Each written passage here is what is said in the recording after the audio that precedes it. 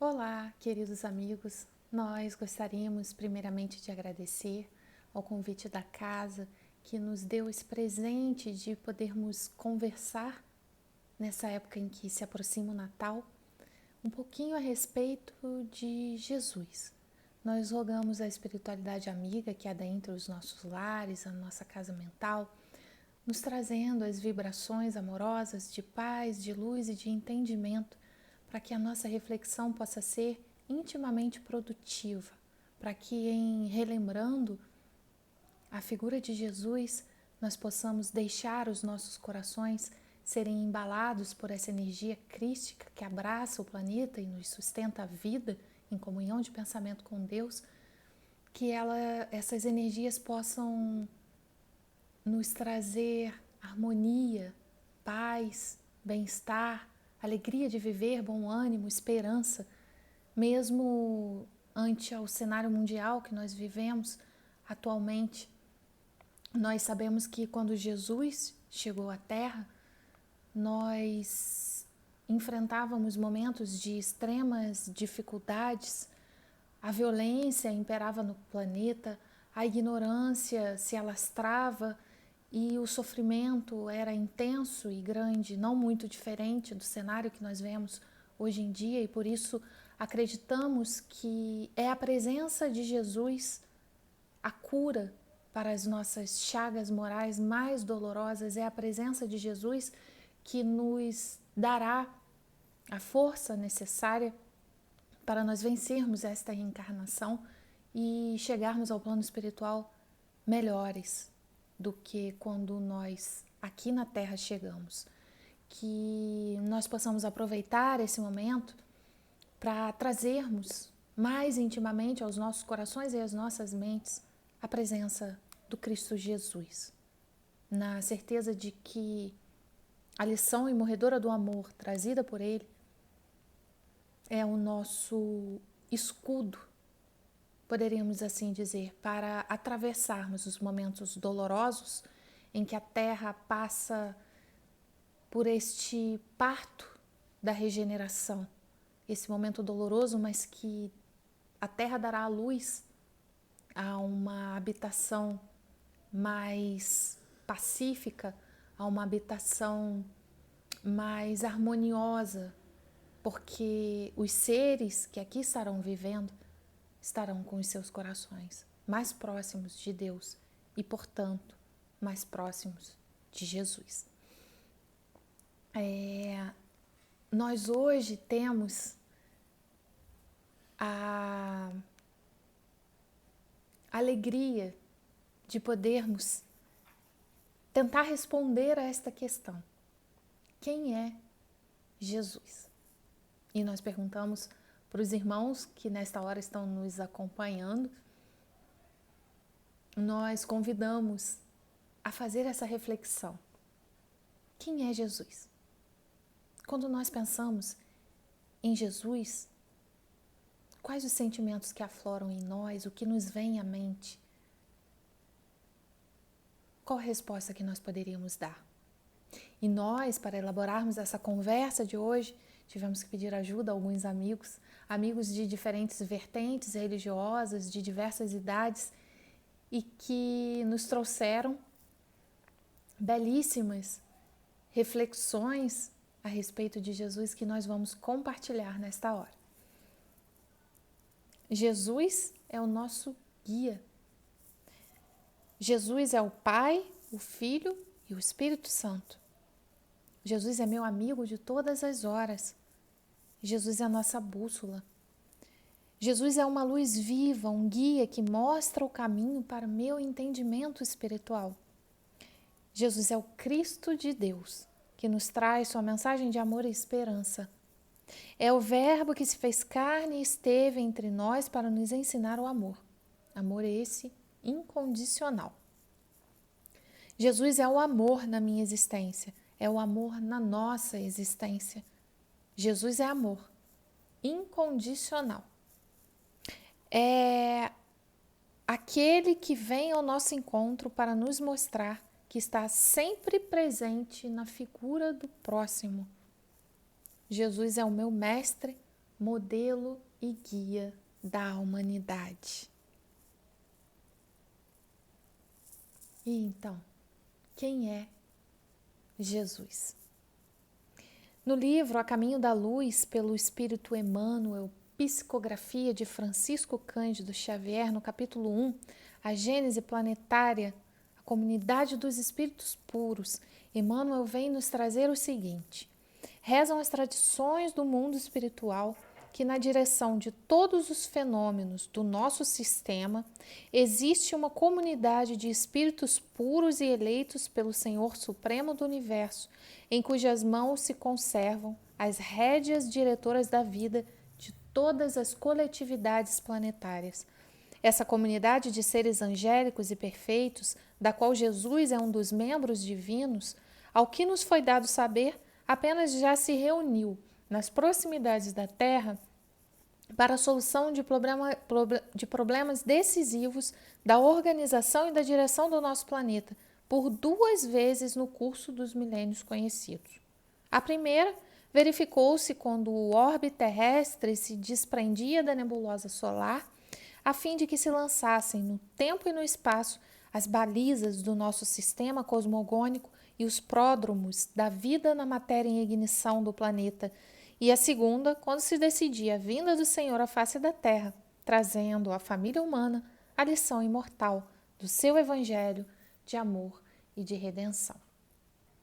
Então, por esse trecho trazido pelo Emmanuel, nós podemos observar que Jesus é um espírito puro, um membro dessa comunidade angélica que teve a incumbência divina de construir o planeta Terra. Eu, particularmente, não consigo ainda alcançar a grandeza do que seria isso. Um ser que, através do pensamento, em comunhão com Deus, elaborou dentro do material entregue por Deus a ele, junto aos engenheiros siderais, a construção do orbe terreno. E Emmanuel vem nos revelar que essa comunidade de espíritos puros se reuniu 2 vezes na atmosfera da Terra. Primeiro, para a construção do próprio orbe. E segundo, para decidir sobre a vinda do construtor, do governador planetário à Terra. Francisco Cândido Xavier já nos revelou que houve uma 3ª reunião dessa comunidade de espíritos puros para decidir sobre os destinos da Terra em relação à transição planetária. Isso nos traz uma pequena noção a respeito da grandiosidade da figura deste ser que se vestiu de matéria e veio à Terra para nos ensinar a lição imorredora do amor. Para falar de Jesus, nós precisamos falar do amor. Jesus veio trazer à Terra os caminhos para que nós pudéssemos cumprir nas nossas consciências a lei de amor, justiça e caridade. Ele nos revelou que essa lei de amor resume todos os profetas. Então, toda a nossa existência está na busca de cumprir essa lei dentro de nós. Quando nós nos afastamos desta lei, nós somos infelizes e sofremos. Quando nós cumprimos esta lei, nós somos felizes, nos pacificamos e nos aproximamos de Deus. Então, o que nós viemos fazer na Terra? Aprender a amar. A Terra é uma escola, um cenário criado por Jesus em comunhão de pensamentos com Deus, com o auxílio de outros engenheiros siderais, para que nós pudéssemos aqui estar evoluindo, crescendo e aprendendo a amar.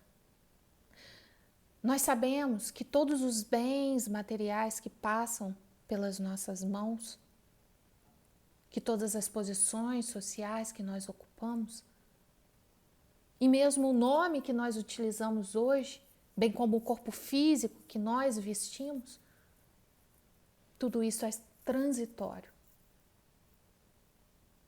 Quando nós reencarnarmos novamente, estaremos em outras posições, utilizaremos outro corpo, outro nome, não obstante o espírito seja o mesmo. E aí nós já começamos a refletir um pouquinho a respeito da mensagem de Jesus, que nos convida a nos preocuparmos com os tesouros do coração, que a ferrugem não corrói e a traça não come. Porque este orbe que foi construído por Ele com muito amor também é transitório. Se nós pegarmos imagens do planeta Terra de alguns milênios atrás, nós vamos observar que a atmosfera do planeta não é mais a mesma, que as posições das placas tectônicas não são mais as mesmas, que o planeta está em constante transformação. E muitas vezes nós estamos a criar inimizades e às vezes até o extremo de causarmos morte, dor e sofrimento por causa de um pedaço de terra que nós consideramos ser nosso, mas que, ao abandonarmos o corpo físico, não levaremos conosco. E fazemos isso em relação a inúmeras situações, posições sociais, poderio econômico.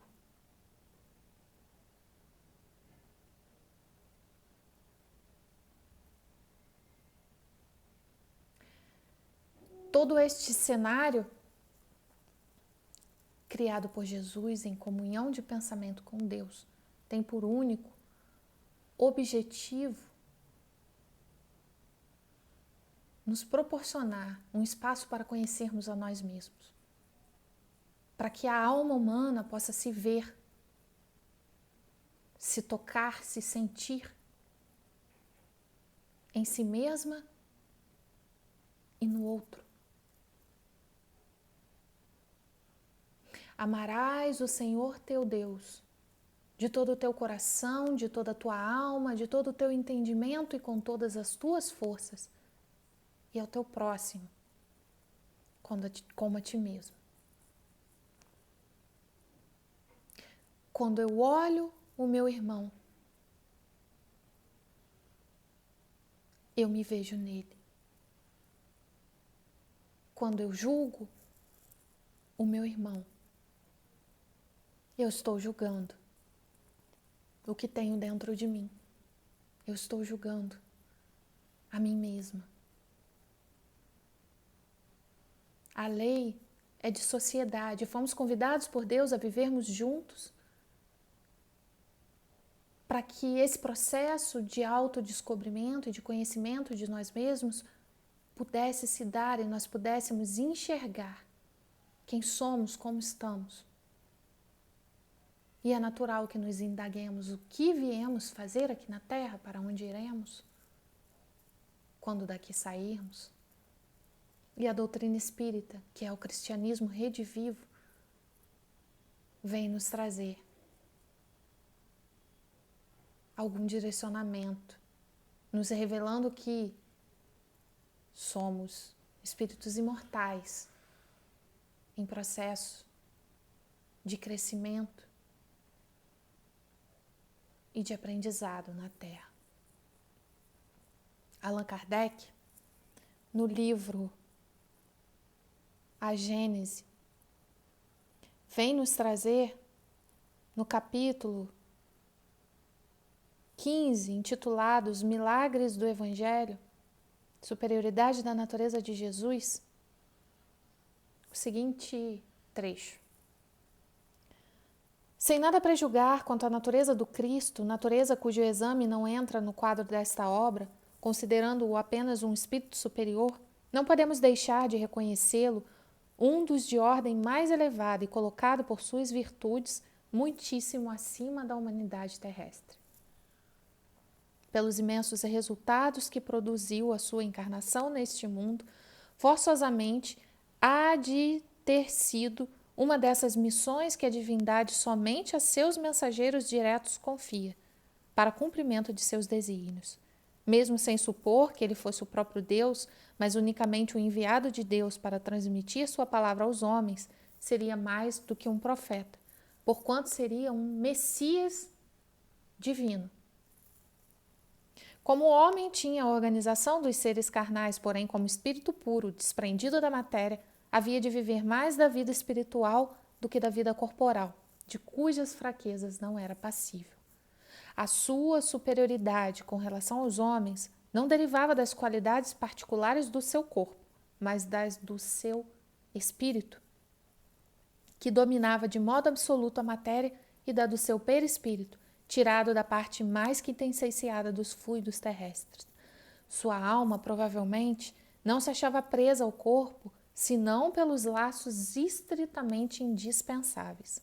Constantemente desprendida, ela de certo lhe dava dupla vista, não só permanente, como de excepcional penetração e superior de muito a que de ordinário possuem os homens comuns.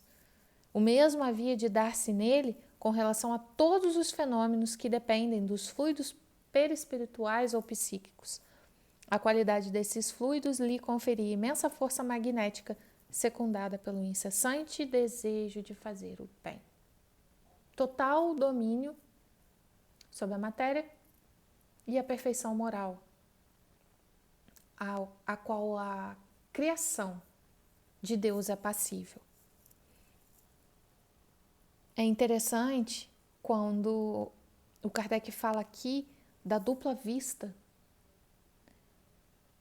Jesus, ele olhava e não via apenas os encarnados, ele via toda a comunidade de espíritos que acompanhavam os encarnados. E, é claro, ele sabia distinguir quem estava encarnado de quem estava desencarnado, mas a sua visão era ampla.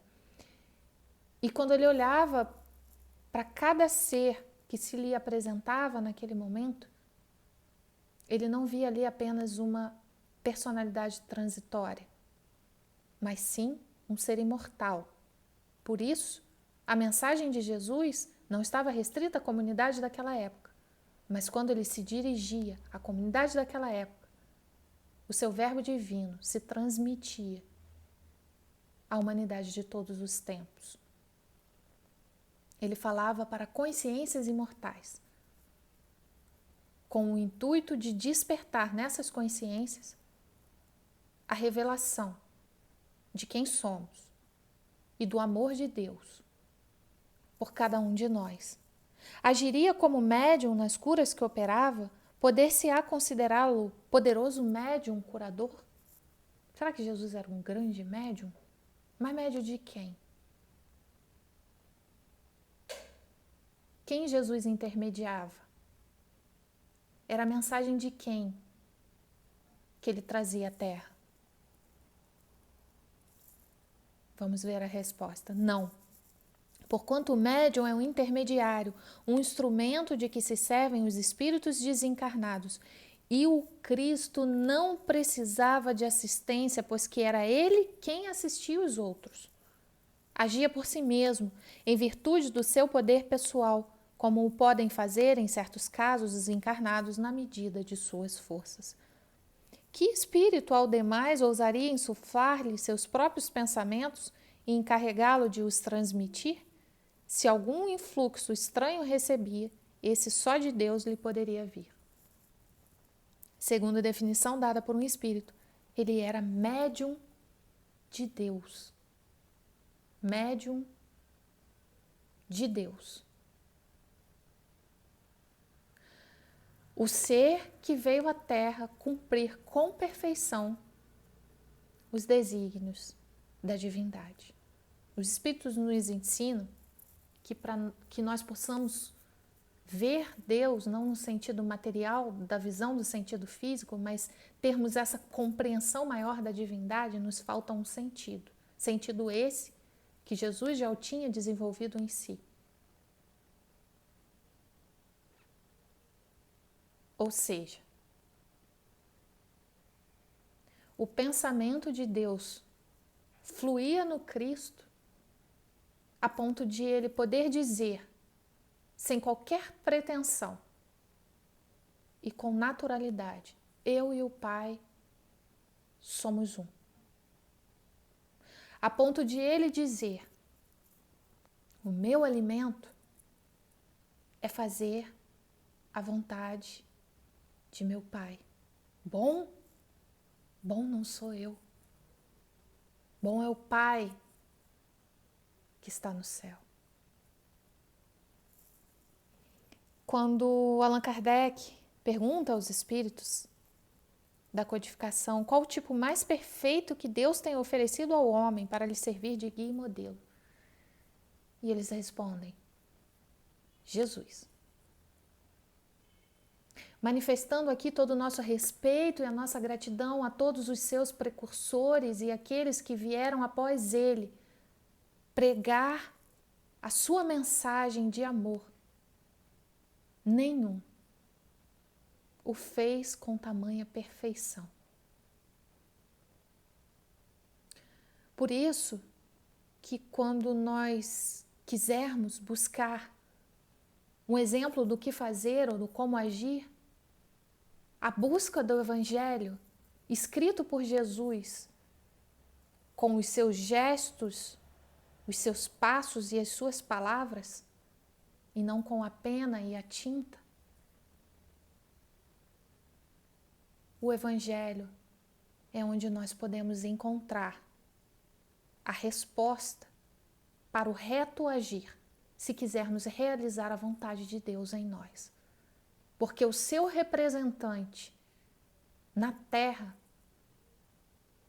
é Jesus. E se quisermos um roteiro para a felicidade, busquemos o Evangelho. É nele que nós encontraremos os caminhos a serem seguidos para encontrarmos paz e felicidade. Esses caminhos, não obstante, traçados no mundo, não são do mundo. São caminhos interiores. É a busca do autodescobrimento. Qual o meio prático mais eficaz tem o homem de se melhorar nesta vida, de resistir ao mal? Pergunta Allan Kardec ao mundo dos espíritos. Um sábio da antiguidade já vos disse, conhece-te a ti mesmo. Mergulha dentro de si, investiga quem és, porque se Deus nos deu um presente, esse presente é a nossa vida. E em algum momento nós perdemos esse encanto de olharmos para nós como se fugíssemos da nossa humanidade. Fugir da nossa humanidade é renegar a criação divina, porque o ser humano é criação de Deus. Quando os Espíritos dizem que Jesus é o nosso modelo e guia, eles estão nos convidando a observar o Cristo para que as suas ações reverberem em nossos corações, mas não para que apenas repitamos o seu comportamento se os nossos corações estiverem vazios de amor. Como Paulo nos trouxe, de que me adianta conhecer todas as ciências, falar todas as línguas, doar todos os meus bens, sem amor. Sem amor eu nada seria.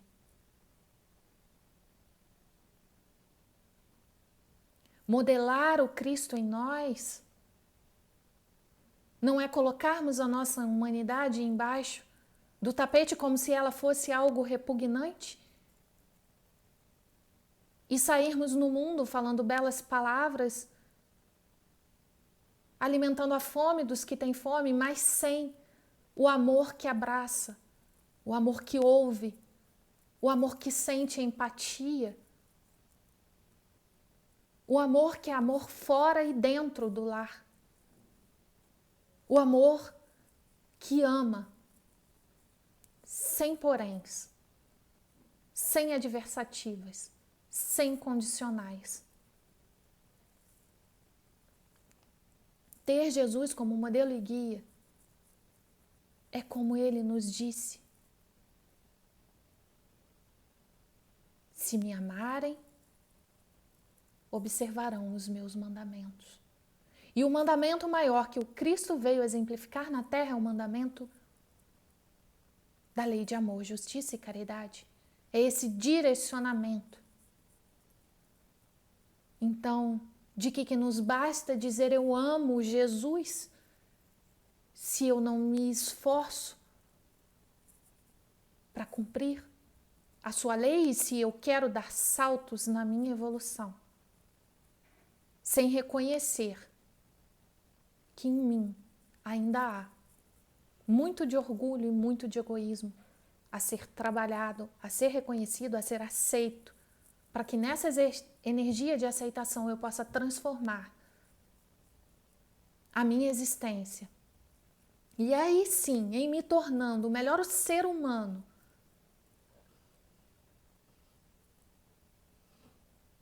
que eu puder ser e que a humanidade comporta em si mesma, eu poder sim avançar para a fase da angelitude. Porque se não reconheço o humano que há em mim, eu cobro o divino que não há no meu irmão.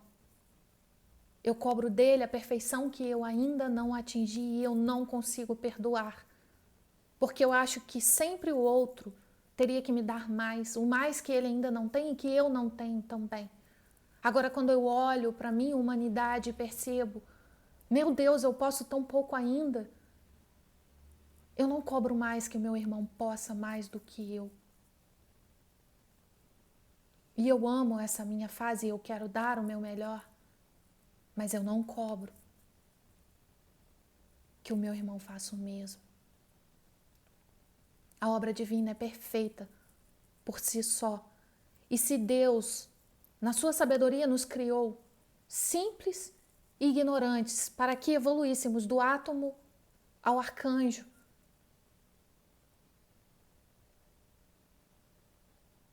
precisamos viver todas essas fases. E Jesus veio à Terra nos mostrar o caminho. Quantas vezes, Senhor, eu devo perdoar? 70 vezes 7, infinitamente, perdoar infinitamente.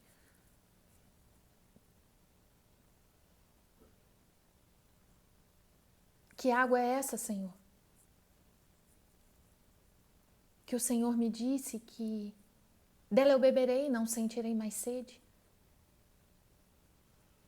É água do Espírito. É água do amor de Deus em nós. É deixarmos que a vontade de Deus se cumpra em nós para que a missão que nos foi incumbida e que só cumpre a nós realizarmos e que nem Jesus fará por nós, para que eu cumpra essa missão enquanto parte da criação e de algo maior que eu sequer consiga conceber, é preciso que eu beba dessa água da humildade, dessa água do amor de Deus em mim. Olha que coisa grandiosa. O Pai trabalha até hoje e eu também. Deus cria desde todo sempre. Antes de eu existir, antes de você existir, Deus já criava. E incontáveis seres já atingiram a perfeição relativa, como Jesus, e continuam avançando e continuam evoluindo, porque a evolução é infinita. E aí, em algum momento da criação, Deus nos criou. e nos deu uma missão única que nenhum dos infinitos seres da criação realizará, que não seja eu.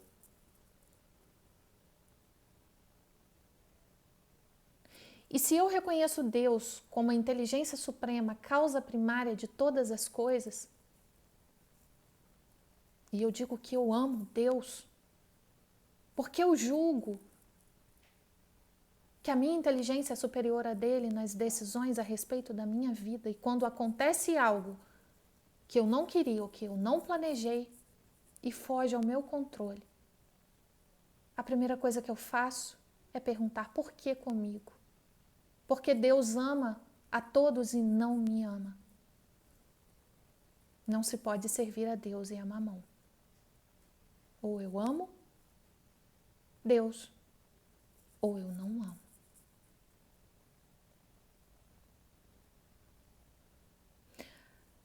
A mensagem que Jesus veio nos trazer enquanto médium de Deus nos revela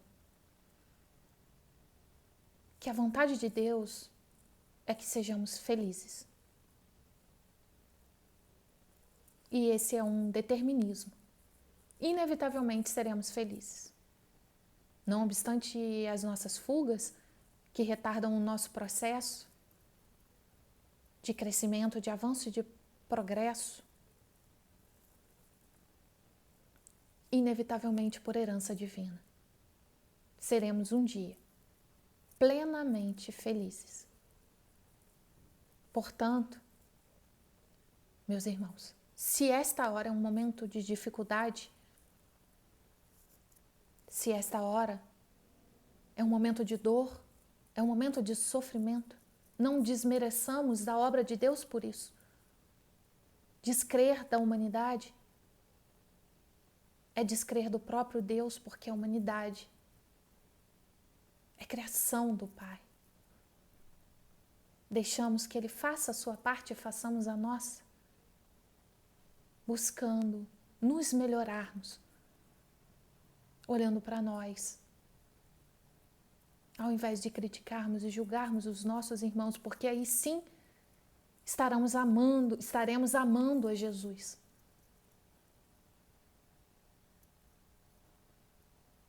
Porque para amar Jesus é preciso cumprir o mandamento maior. Nós temos algumas passagens evangélicas que nós gostaríamos de relembrar, que vão nos dizer a respeito de Jesus, e gostaríamos de iniciar relembrando a obra Vivendo com Jesus, da Amélia Rodrigues, através da psicografia de Divaldo Pereira Franco, em que ela vai nos dizer que quando a corte celestial se aproximava da terra para o nascimento de Jesus, a paz, a harmonia começaram a invadir os corações humanos, e era a era de Augusto. E nós atribuímos, sem desmerecê-lo, é claro, a prosperidade do seu reinado, a sua figura, mas nos esquecemos dos bastidores espirituais em que estavam reencarnando na Terra não mais os espíritos belicosos de outrora, mas os espíritos que vinham junto a Jesus para que a vontade de Deus pudesse se realizar sobre a terra e que a mensagem do amor pudesse ser colocada nos corações humanos.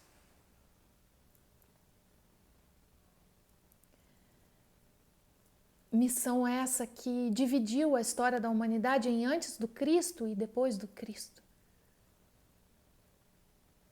Antes de conhecermos verdadeiramente o que era o amor, porque nunca tínhamos visto antes o amor ser vivenciado com tanta perfeição como quanto vimos Jesus fazê-lo. Não conhecíamos o amor antes do Cristo. Por isso que quando dizemos que a nossa existência se divide em antes do Cristo e depois do Cristo, podemos dizer se divide em antes do amor pleno, vivenciado na terra e exemplificado com perfeição, e depois dele. E é interessante nós observarmos em nós como era a nossa vida antes de conhecermos o Cristo e como está a nossa vida depois de conhecê-lo. Lembremos de Paulo, que nas portas de Damasco se deparou com a figura luminosa de Jesus. E a partir dali, o Saulo, doutor da lei, nunca mais foi o mesmo, a ponto de trocar o próprio nome para Paulo. Ou como quando Jesus se depara com a mulher equivocada, prestes a ser apedrejada em praça pública, acusada de adultério.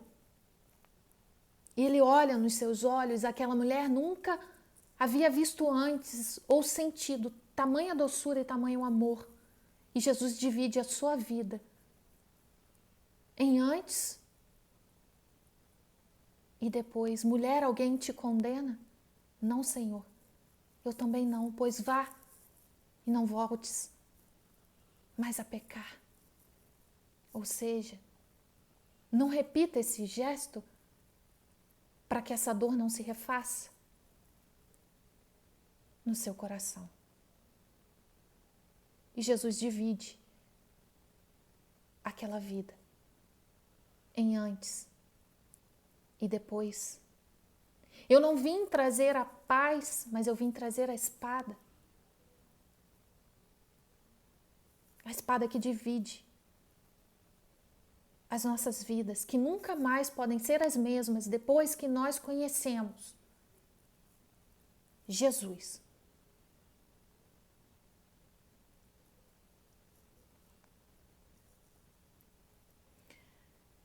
Nós gostaríamos de fazer a leitura de Mateus 1, 18 a 25, que diz respeito ao anúncio do nascimento do governador planetário. Ora, o nascimento de Jesus Cristo foi assim. Maria, sua mãe, prometida em casamento a José, antes de coabitarem, concebeu pelo Espírito Santo. José, seu esposo, sendo justo e não querendo difamá-la, resolveu repudiá-la em segredo. Após ter cogitado estas coisas, eis que em sonho apareceu-lhe um anjo do Senhor dizendo: José, filho de Davi, não temas receber Maria, tua mulher, pois o que nela foi gerado vem do Espírito Santo. Ela dará à luz a um filho e o chamarás pelo nome de Jesus, pois ele salvará o seu povo dos seus pecados. Tudo isso aconteceu para que se cumprisse o que foi dito pelo Senhor através do profeta que diz: Eis que a virgem conceberá e dará à luz a um filho, e o chamarão pelo nome de Emanuel, que traduzido é Deus conosco. Ao despertar do sono, José agiu conforme lhe ordenara o anjo do Senhor e recebeu sua mulher. Mas não a conheceu até ela dar à luz a um filho, a quem chamou pelo nome de Jesus. Outro trecho do Evangelho que nós gostaríamos de compartilhar é a descrição do Cristo feita pelo seu precursor, João Batista. Eu vos mergulho na água para o arrependimento, mas o que vem depois de mim é mais forte do que eu, do qual não sou digno de carregar as sandálias. Ele vos mergulhará no Espírito Santo e no fogo. Nós estamos fazendo a leitura de Mateus 3, 11. E indo ao versículo 14, João, porém, o dissuadia, dizendo: Eu é que tenho necessidade de ser mergulhado por ti, tu vens a mim? Respondendo, Jesus lhe disse: permita no momento desta maneira, pois nos convém cumprir toda a justiça. Então ele permitiu. Mergulhado, Jesus subiu imediatamente da água. Eis que os céus se abriram para ele e viu o Espírito de Deus descendo como pomba vindo sobre ele, e uma voz dos céus que dizia: este é o meu Filho amado, em quem me comprazo. Mais um trecho que nós gostaríamos de compartilhar está em Mateus 16, versículo 13 a 17. Chegando às partes da Cesareia de Filipe, Jesus perguntava aos seus discípulos, dizendo: quem dizem os homens ser o Filho do Homem? E eles disseram: uns que é João Batista, outros que é Elias, outros que é Jeremias ou um dos profetas.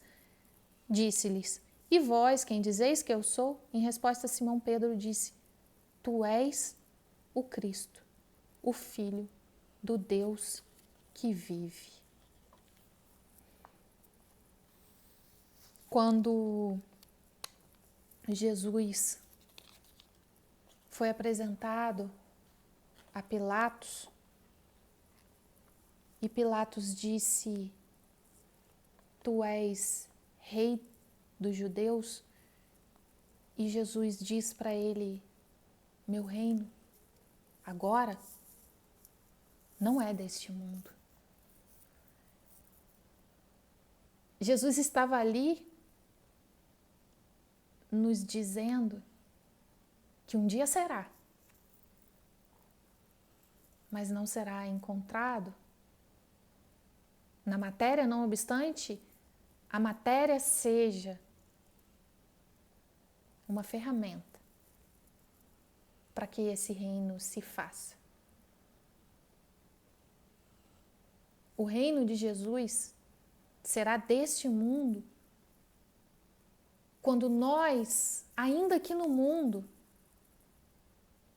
deixarmos que a sua mensagem seja a prioridade nas nossas vidas, porque Ele nos ensinou que o reino dos céus está dentro de nós. E construiremos na terra o reino dos céus quando o amor reinar em nossos corações. Jesus nos disse: eu sou o caminho, a verdade e a vida. Ninguém vai ao Pai se não for por mim. Nós só chegaremos à felicidade quando as palavras do Cristo se fizerem força viva em nós. Tive fome e me deste de comer. Tive sede e me deste de beber. Quando eu era estrangeiro, me recebeste. Estive preso e fostes me visitar. Mas, Senhor, quando tudo isso se deu? Quando te demos de comer ou de beber ou fomos te visitar? Cada vez que fizerem isto a um desses pequeninos, é a mim que estarão fazendo. Então, quem é Jesus? Jesus é a criança com fome que vende balas no sinal e muitas vezes nós, apressados e atarefados com os nossos compromissos, e que ouvimos a parábola do bom samaritano e falamos: puxa vida, podia ser eu estar lá, eu podia ser o bom samaritano. Mas não. Como sacerdote ou levita, nós precisamos cumprir com os nossos deveres nos nossos templos, que poderíamos chamar de shopping center, de local de trabalho ou de templo religioso. Temos muitos compromissos a cumprir para pararmos e socorrermos aquele irmão que tem fome, talvez nem tanto do pão material, mas tem fome de um abraço. E desprezamos Jesus quando desprezamos o sofrimento do nosso próximo. Porque Jesus está ali, na fome que precisa ser saciada, na lágrima que precisa ser enxugada, no frio que precisa ser aquecido, na dor que precisa ser amenizada, na ignorância que precisa ser sanada. Jesus habita castelos e palafitas, porque mesmo os empoderados do mundo possuem a sua carência espiritual. E que nós que dizemos amar o Cristo, somos convidados a exercitar esse amor, onde quer que a necessidade se encontre. Quem é Jesus? Jesus é a natureza que pede socorro. Jesus é a necessidade dos animais abandonados nas ruas.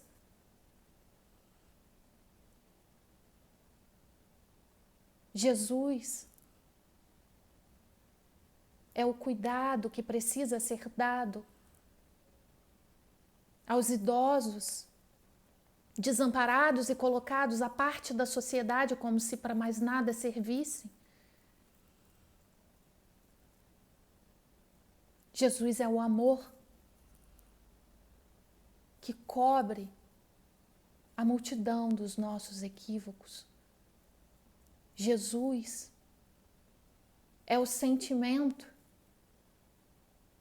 a emoção que nos vem quando nós olhamos a beleza de uma flor e conseguimos perceber ali que Deus não nos esqueceu e que fomos criados para o belo, para o justo, para o bom. Jesus é o nosso guia, o nosso modelo. É a luz das nossas vidas, é a bússola que nos orienta. É o amigo, sim, de todas as horas. É o amor incondicional. Jesus é a paz que nos sustenta nas provas mais rudes, nos concedendo a lucidez necessária para tomarmos a decisão mais amorosa. Porque tudo que se afasta do amor traz dor e traz sofrimento. Jesus é o amor de Deus personificado na terra, de maneira a nos relembrar que, não obstante os nossos milenares equívocos, Deus não se esqueceu de nós. E por isso, meus irmãos, o nosso convite para a nossa reflexão é: quem é Jesus nas nossas vidas? E gostaríamos de encerrar com a prece do Natal, no livro Antologia Mediúnica do Natal, psicografia de Francisco Cândido Xavier, pelo Espírito Emmanuel. Senhor Jesus, recordando-te a vinda, quando te exaltaste na manjedoura, por luz nas trevas, vimos pedir-te a bênção. Releva-nos, se muitos de nós trazemos saudade, cansaço, assombro e aflição quando nos envolverem em torrentes de alegria. Sabes, Senhor, que temos escalado culminâncias, possuímos cultura e riqueza, tesouros e palácios, máquinas que estudam as constelações e engenhos que voam no espaço. Falamos de ti que volveste dos continentes celestes em socorro dos que choram na poeira do mundo, no topo dos altos edifícios em que amontoamos reconforto, sem coragem de estender os braços aos companheiros que recolhias no chão. Destacamos a excelência de teus ensinos, agarrados ao supérfluo, esquecidos de que não guardaste uma pedra em que repousar a cabeça. E ainda agora, quando te comemoramos o natalício, louvamos-te o nome em torno da mesa farta, trancando inconscientemente as portas do coração aos que se arrastam na rua. Nunca tivemos, como agora, tanta abastança e tanta penúria, tanta inteligência e tanta discórdia, tanto contraste doloroso, mestre, tão só por olvidarmos que ninguém é feliz sem a felicidade dos outros. Desprezamos a sinceridade e caímos na ilusão.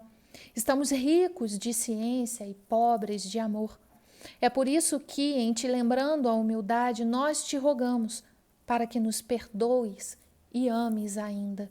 Se algo te podemos suplicar além disso, desculpa o nada que te ofertamos em troca de tudo que nos dás e faze-nos mais simples. Enquanto o Natal se renova, restaurando-nos a esperança, derrama o bálsamo de tua bondade sobre as nossas preces e deixa, Senhor, que venhamos a ouvir de novo, entre as lágrimas de júbilo que nos vertem a alma, a sublime canção com que os céus te glorificam, o berço de palha ao clarão das estrelas.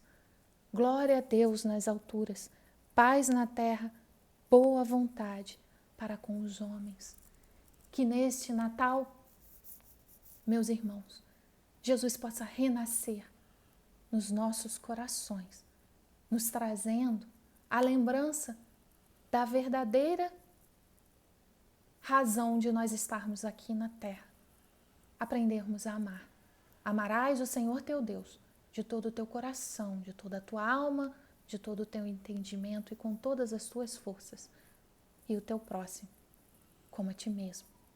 Que esta seja a lei a reger as nossas vidas e que a felicidade de sermos filhos de Deus, amados e queridos pelo nosso irmão maior, nos acompanhe nas nossas provas mais rudes, porque a mão do Cristo e o seu amor nunca nos faltarão. Muita paz.